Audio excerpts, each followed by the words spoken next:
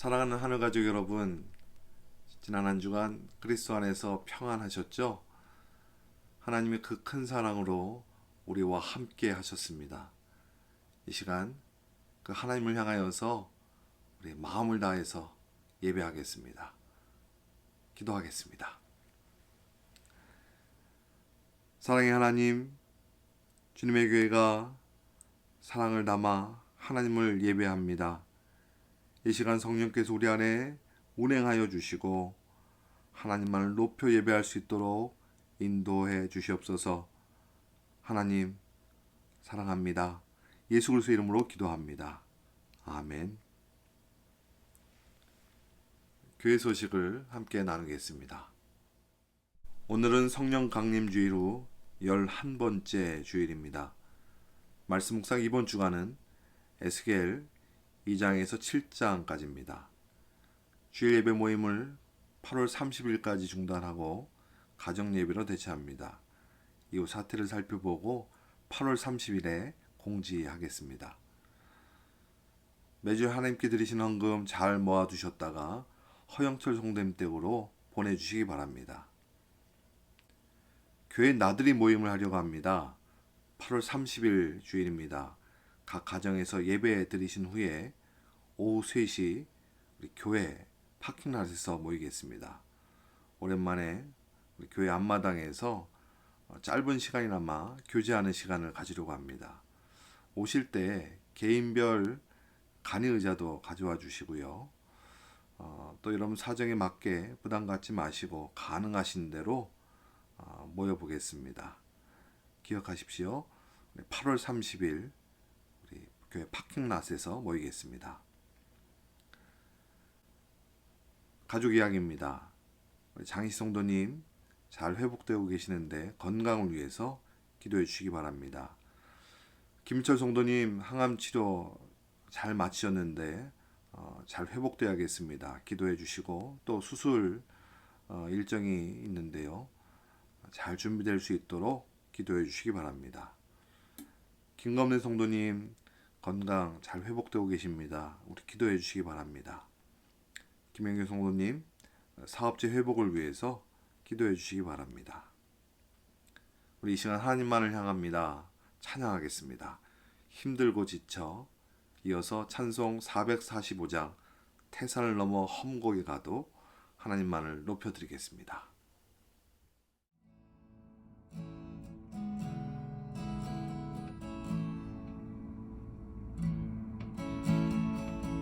힘들고 지쳐 낭망하고 넘어져 일어나리 전혀 없을 때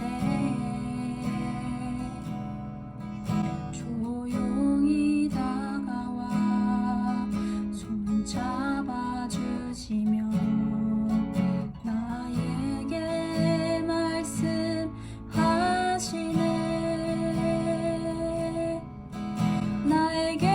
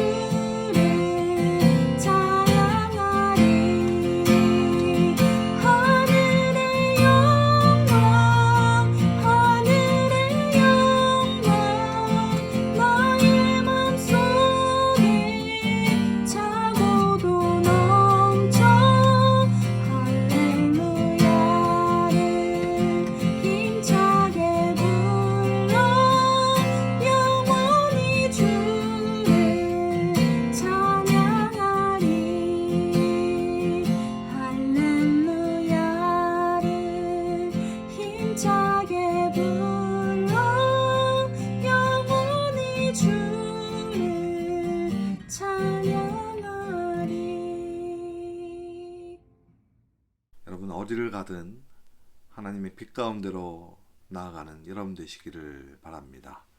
이 시간 교회가 함께 기도하겠습니다. 참 좋으신 하나님 아버지, 지난 한 주간도 우리를 지켜주시고 또 이 시간 예배자로 불러주셔서 감사와 찬양을 드립니다. 우리의 삶을 돌아봅니다. 말씀을 따라 살지 못하고 그저 우리 욕심대로 원하는 대로 살아왔던 우리의 어리석음을 주님 용서하여 주옵소서. 혹여 하나님의 영광을 가리우지 않았는가 돌아보며 회개하오니 우리를 긍휼히 여겨주시고 용서하여 주시옵소서. 이 시간 예수 그리스도 안에서 우리를 받아주시고 만왕의 왕이신 하나님만을 향할 수 있도록 우리 심령을 새롭게 하여 주시옵소서. 주님, 날마다 수많은 사람들이 전염병으로 고통하고 있습니다. 아니, 많은 이들이 절망하고 있습니다. 불쌍히 여겨 주시옵소서. 이 세상에 전염병이 속히 사라지도록 주님의 손으로 치료하여 주시고 속히 백신이 만들어질 수 있도록 주님 도와주시옵소서. 그래서 온 세상에 다시금 삶의 기쁨을 회복할 수 있도록 하나님 도와주시옵소서. 우리 민족을 위해서 기도합니다. 우리 민족의 하나님의 공의로 함께하여 주시옵소서.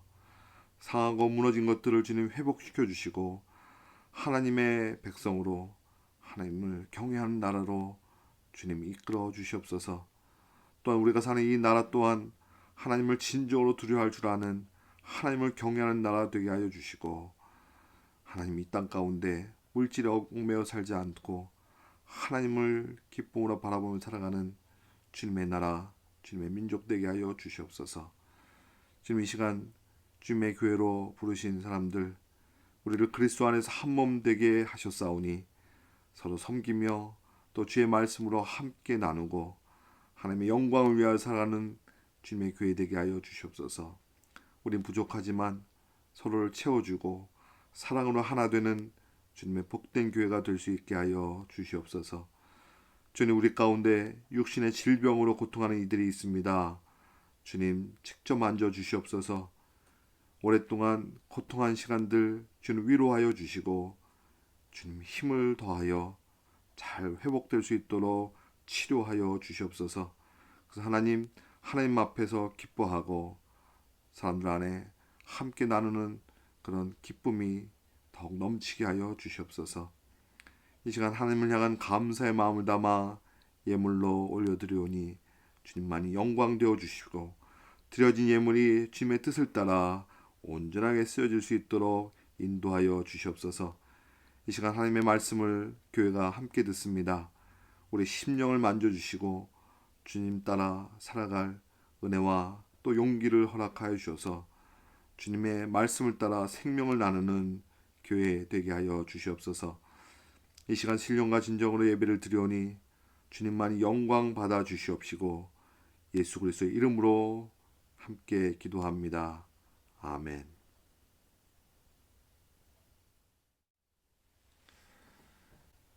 이 시간 교회가 주님의 말씀을 듣습니다. 에스겔 1장 1절로부터 14절까지 말씀입니다. 말씀을 합독하겠습니다. 30째 해 넷째 달 초닷새에 내가 그발강가 사로잡힌 자 중에 있을 때에 하늘이 열며 하나님의 모습이 내게 보이니 여호와긴 왕이 사로잡힌 지 5년 그달 초닷새라. 갈대아 땅 그발강가에서 여호와의 말씀이 부시 아들 제사장 나 에스겔에게 특별히 임하고 여호와의 권능이 내 위에 있느니라. 내가 보니 북쪽에서부터 폭풍과 큰 구름이 오는데 그 속에서 불이 번쩍번쩍하여 빛이 그 사방에 비치며 그 불 가운데 단쇠 같은 것이 나타나 보이고 그 속에서 네 생물의 형상이 나타나는데 그들의 모양이 이러하니 그들에게 사람의 형상이 있더라. 그들에게 각각 네 얼굴과 네 날개가 있고 그들의 다리는 곧은 다리요 그들의 발바닥은 송아지 발바닥 같고 광낸 구리같이 빛나며 그 사방 날개 밑에는 각각 사람의 손이 있더라. 그 네 생물의 얼굴과 날개가 이러하니 날개는 다 서로 연하였으며 갈 때에는 돌이키지 아니하고 일제히 앞으로 곧게 행하며 그 얼굴들의 모양은 넷의 앞은 사람의 얼굴이요 넷의 오른쪽은 사자의 얼굴이요 넷의 왼쪽은 소의 얼굴이요 넷의 뒤는 독수리의 얼굴이니 그 얼굴은 그러하며 그 날개는 드러펴서 각기 둘씩 서로 연하였고 또 둘은 몸을 가렸으며 영이 어떤 쪽으로 가면 그 생물들도 그대로 가되 돌이키지 아니하고 일제히 앞으로 곧게 행하며 또 생물들의 모양은 타는 숯불과 횃불 모양 같은데 그 불이 그 생물 사이에서 오르락 내리락하며 그 불은 광채가 있고 그 가운데서는 번개가 나며 그 생물들은 번개 모양같이 왕래하더라. 아멘.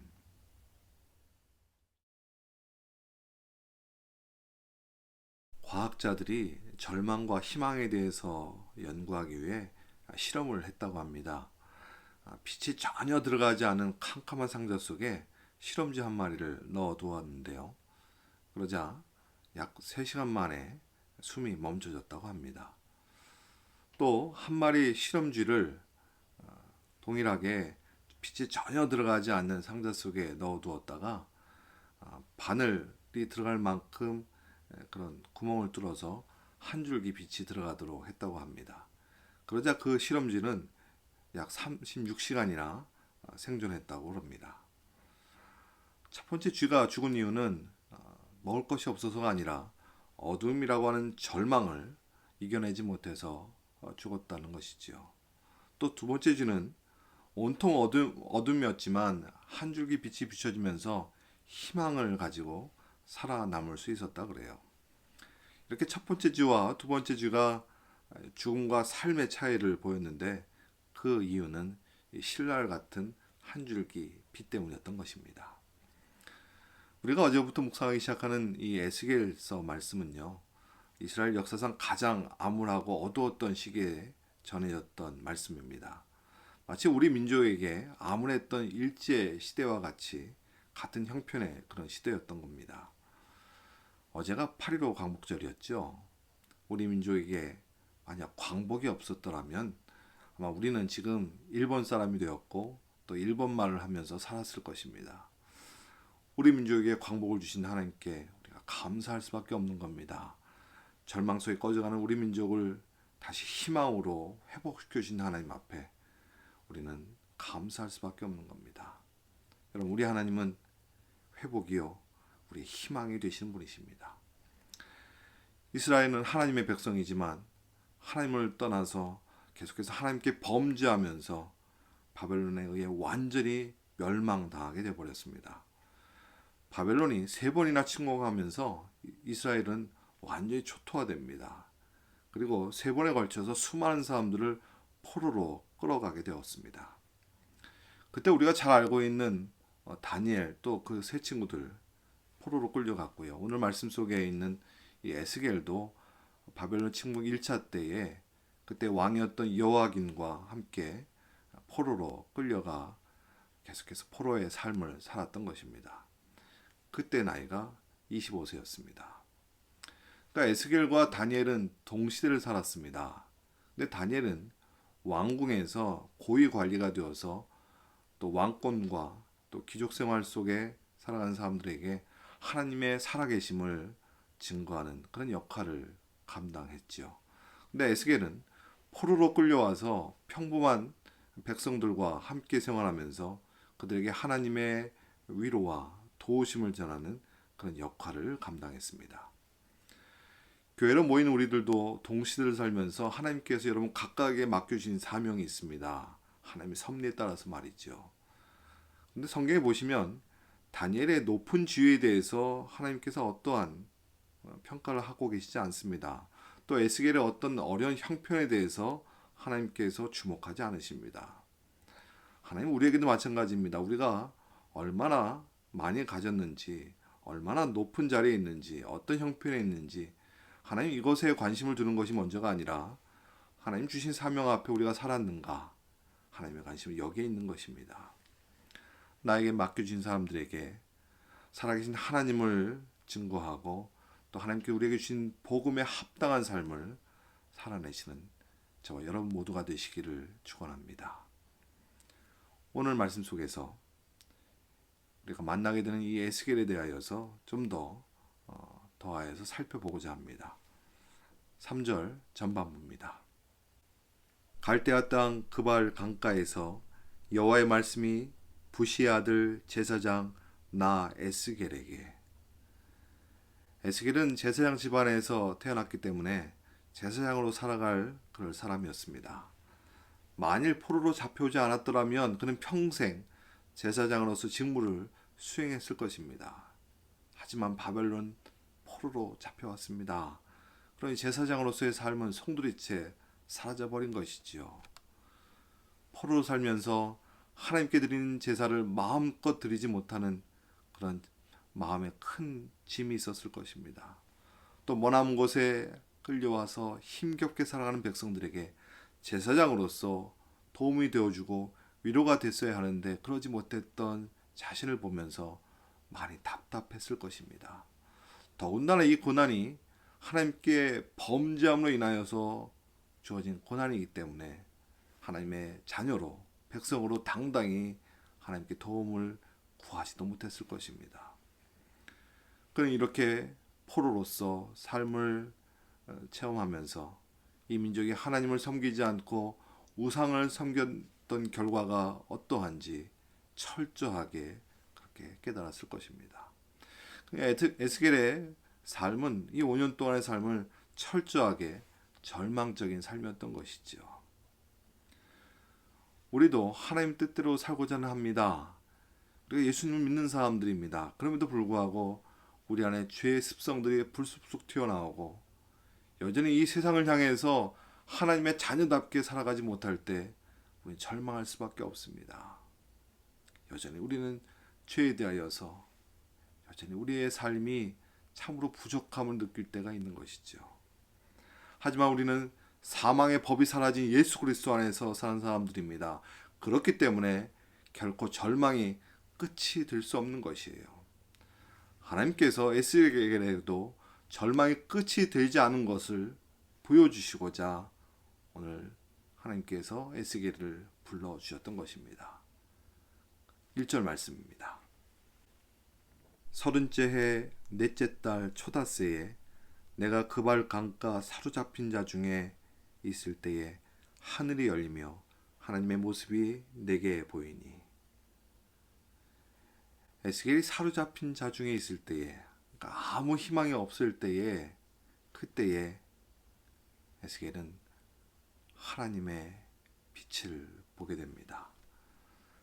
조국의 미래와 자신의 미래에 대하여서 수없이 고민하면서 정말 하나님이 계시는 것일까, 그렇게 수없이 절망하고 있던 에스겔에게 한 줄기 빛이 비춰진 것입니다. 어느 날 갇힌 자 중에 있었던 그 그발 강가에 앉아 있다가 하나님을 만나게 되었던 것이지요. 여러분 하나님을 만난 경험, 하나님을 빛 가운데서 만나게 된 경험을 갖고 계십니까? 여러분, 우리는 스스로의 힘으로 지금 겪고 있는 삶의 문제들, 또 나의 존재에 대하여서 온전한 답을 얻을 수 없는 사람들입니다. 여러분, 나 스스로는 온전히 답을 얻을 수 없다는 것, 나의 인생이 나 혼자만의 인생이 아니기 때문에 그런 것이에요. 여러분의 인생 가운데 여러분의 인생을 책임져 주시고 함께 하시는 분, 하나님이 계시기 때문에 그렇습니다. 여러분, 우리에게 진정한 삶의 문은, 삶의 빛은 하나님을 만나야 볼 수 있고 열릴 수 있는 것이에요. 꿈을 잃어버리고 절망 속에 살았던 에스겔에게, 또 이스라엘에게 하나님이 찾아오셨습니다. 그렇다면 어떤 모습으로 오셨는가 말씀 속에서 살펴보겠습니다. 4절 말씀입니다. 내가 보니 북쪽에서부터 폭풍과 큰 구름이 오는데 그 속에서 불이 번쩍번쩍하여 빛이 그 사방에 비추며 그 불 가운데 단쇠 같은 것이 나타나 보이고. 에스겔에게 보이신 이 환상은 하나님이 어떤 분이신지, 하나님의 그 모습을 보이신 그런 환상인 겁니다. 폭풍과 큰 구름으로 오셨다고 했습니다. 하나님의 위엄을 나타낸 것입니다. 또 빛이 사방에 비쳤다고 했습니다. 하나님의 영광의 모습을 보여주신 것입니다. 그러니까 하나님께서 하나님의 위엄과 그 영광의 모습으로 찾아오신 것이에요. 또 그 불 가운데 단쇠 같은 것이 보였다고 했습니다. 이 단쇠는 원문에서 어떤 보석을 표현하는 것입니다. 아마 색깔이 황갈색 보석이라고 보통 알려져 있는데요. 어떤 보석인지는 정확하게 알 수는 없지만 분명한 것은 이 보석과 같은 아름다운 하나님을 나타내 보여주신 것입니다. 하나님은 사람의 눈으로 볼 수 없는 분입니다. 그런데 그 하나님을 다른 형태를 빌어서 나타내 보이기도 하셨습니다. 지금 에스겔에게 폭풍과 큰 구름과 빛으로 그리고 단새와 같은 보석으로 보이셨습니다. 그러니까 하나님의 위엄과 하나님의 영광과 하나님의 아름다움을 나타내 보이신 것입니다. 이런 하나님을 바라보면서 에스겔은 얼마나 감격했을까요? 아니, 엄청난 충격을 받았을 겁니다. 왜냐하면 이렇게 예루살렘 성전이 아닌 그발 강가에서 하나님의 영광을 경험했다라고 하는 것은, 하나님을 만났다라고 하는 것은 에스겔에게는 너무너무 놀라운 일이었습니다. 그 당시 유대인들은 하나님이 예루살렘 성전에만 있는 줄 알았습니다. 그래서 이젠 더 이상 예루살렘으로 돌아갈 수 없다라고 하는 그 사실에 그는 크게 절망하며 살았습니다. 그 중심에는 이제 하나님의 영광을, 하나님의 그 영광을 볼 수 없다고 생각했기 때문에 그랬던 거예요. 그런데 하나님이 지금 이스라엘 땅에만 계시는 것이 아니라 바벨론 땅에 또 그발 강가에서, 아니 어디든지 계신다는 사실을 알게 되면서 그것은 너무 놀랐던 것이에요. 이스라엘이 죄로 인해서 하나님께 버림받았고 이제는 하나님의 영광이 떠난 줄 알았는데, 하나님이 자기 백성을 위하여서 여전히 사랑하시고 긍휼로 함께하고 계시다는 것, 또한 그 언약도 기억하고 계시다라고 하는 것을 에스겔이 느끼면서 절망 가운데 한 줄기 빛을 가질 수 있었던 것입니다. 여러분, 여러분에게도 어떻게 해야 할지 막막했던 순간이 있지 않으셨습니까? 하나님 정말 살아계시는 것일까? 우리가 조국을 떠나서 머나온 나라에서 여러 가지 어려움을 겪으면서 아마 수없이 질문했을 것입니다. 정말 하나님 살아계시는 것일까? 하지만 여러분, 하나님은 여러분을 찾아오셨습니다. 하나님께서 여러분에게 손을 내밀어 주시고 여러분의 이 절망스러운 상황이 아니라 하나님을 바라볼 수 있게 하셨어요. 그래서 우리가 절망스러운 상황 가운데 매몰되는 것이 아니라 하나님으로 인하여서 다시 일어설 수 있도록 하셨습니다. 이런 것이 우리에게 빛이 되시고 소망이 되어 주셨던 것이에요. 여러분, 어디서든지 어떤 상황이든지 하나님 나와 함께하고 계시다라고 하는 이 사실을 우리가 가질 수 있다면 우리는 희망으로 살아갈 수 있는 이유가 되는 것이에요. 여러분, 아무리 절망스러운 상황일지라도 하나님이 한 줄기 빛이 되어주신다는 것, 우리는 희망으로 살아갈 수 있는 것입니다. 5절에서 14절에 하나님의 에스겔에게 놀라운 하나님의 영광을 보여주셨습니다. 그것이 네 가지 생물에 대한 환상인데요. 이 환상은 에스겔 이전에 어느 누구에게도 경험하지 못했던 특별한 환상입니다. 또 에스겔서 10장에도 또 한 번 더하여서 기록되었고요. 또 신약의 요한계시록에 보면 4장에 이와 같은 그런 환상이 담겨집니다. 그래서 이 환상을 하나하나 해석하기보다는 전체적인 메시지를 아는 것이 무엇보다 중요합니다. 그림 하나 보겠습니다. 이 천사의 몸이 하나인데 얼굴은 네 가지입니다. 그 얼굴이 사람의 얼굴, 또 사자의 얼굴, 소, 또 독수리의 얼굴을 하고 있어요. 이것은 피조물 세계의 대표적인 피조물들을 하나로 묶어놓은 겁니다. 그러니까 이 세상 역사를 표현한 것이죠. 두 번째 그림을 보겠습니다. 이렇게 네 생물의 얼굴을 한 그런 모양을 한 천사 그룹들이 영광의 하나님을 지금 호위하고 있습니다. 온 세상을 창조하시고 온 세상의 주인이신 하나님을 영광됨으로 보여주고 있는 것이에요. 지금 네 생물의 호의를 받으면서 이 세상 역사 속으로 나아가는 하나님의 영광을 나타낸 것입니다. 또 하나님의 명령을 수행하는 천사들을 통하여 영원한 세상을 통치하시는 하나님의 영광을 나타낸 것이에요. 이 세상뿐만 아니라 영원한 세상을 직접 통치하시는 하나님의 영광을 에스겔이 보았던 것입니다. 그 영광의 하나님을 에스겔이 만났던 것이에요. 이 세상과 영원한 세상을 온전히 통치하시는 분이 우리 하나님이신 줄 믿으시길 바랍니다. 그 하나님이 포로로 잡혀와 절망으로 살고 있었던 에스겔에게 또 이스라엘 백성들에게 함께 하셨던 것처럼 여러분의 삶의 형편이 어떠할지라도 여러분 삶의 한복판에 함께 하시는 줄 믿으시길 바랍니다. 그런데 왜 우리에게 여전히 삶의 어려움이 계속될 것인가? 이런 수없이 질문할 수 있습니다. 우리는 분명히 예수 그리스도 안에서 생명의 은혜를, 생명의 법을 가진 사람들입니다. 더 이상 사망의 법 가운데 사로잡히지 않는 사람들입니다. 그럼에도 불구하고 여전히 우리 가운데 죄의 습성이 남아져 있기 때문에 우리의 삶은 어려움 가운데 우리는 계속 있을 수 있는 것이에요. 그렇지만 우리를 어렵게 하고 절망하게 하는 것이 우리의 삶의 끝은 아닙니다. 그 위에 하나님의 통치가 있고 하나님의 약속이 있기 때문에 우리의 삶의 끝은 결국 구원의 길이고 그리고 하나님의 영광을 보게 될 것이에요. 그것이 하나님께서 우리에게 약속하심이고 하나님의 인도하심인 것을 믿으시길 바랍니다. 그렇다면 하나님의 영광을 소망하는 우리에게 하나님께서 어떤 삶을 우리를 인도해 가실지, 아니 우리가 어떻게 살아야 할 것인지 오늘 말씀 속에 힌트가 있습니다. 10절 말씀이에요. 내 생물이 하나님의 영이 움직이는 대로 따라 움직였다고 했습니다. 우리 또한 하나님의 영이 우리를 이끌어 가시는 대로, 움직이시는 대로 우리도 따라 살아가는 것입니다. 하나님 우리에게 주시는 말씀을 따라 살아가는 것입니다. 하나님 우리에게 약속하신 그 말씀 외에 약속된 백성으로 살아가시길 바랍니다.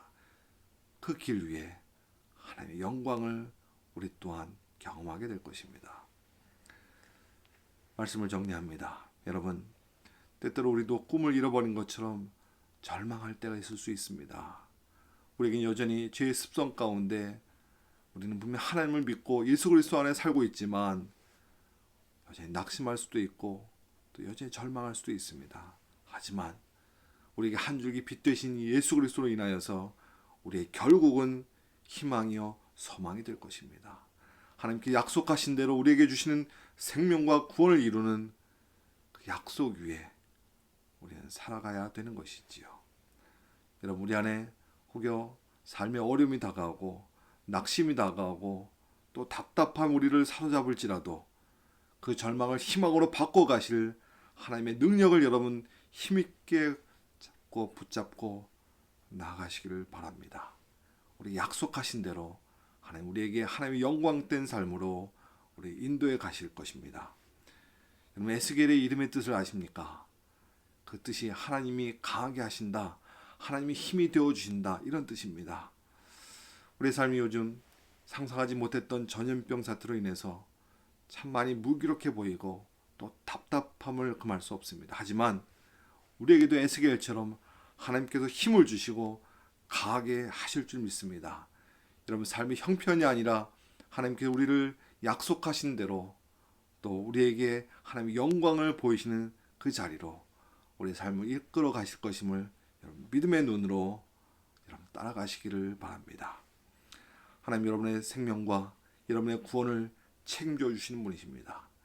우리의 삶의 형편에 따라서 우리의 삶이 낙심되고 절망으로 끝나는 것이 아니라 우리의 삶이 어려울지라도 하나님 우리를 회복시키실 것이고 우리가 큰 절망으로 끝나는 것이 아니라 하나님의 희망을 붙들고 다시 일어나서는 믿음의 승리자가 되시기를 바랍니다.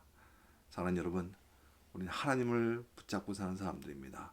빛 되신 하나님 앞에 이 세상에 아무리 어두움 가운데 있을지라도 아무리 암울하고 답답할지라도 우리는 빛 되신 하나님으로 인하여서 희망이고 하나님께 주신 생명으로 구원의 길에 서게 될 것입니다. 사랑하는 여러분, 하나님의 빛으로 빛 대신 그 희망으로 여러분 모두가 믿음으로 승리하시기를 간절히 축원합니다.